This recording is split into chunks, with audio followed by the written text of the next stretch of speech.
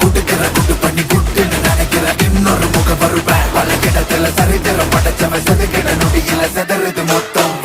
இவக்குள்ள இருக்கிற வரையில எவனுக்கு முடிவுன்னு தெரிஞ்சுக்க வழி இருக்கா இவன் பறக்கிற திசையில தெரிகிற எதிரிய முடிச்சிட்டு மன்னவன் போல் சிரிப்பான்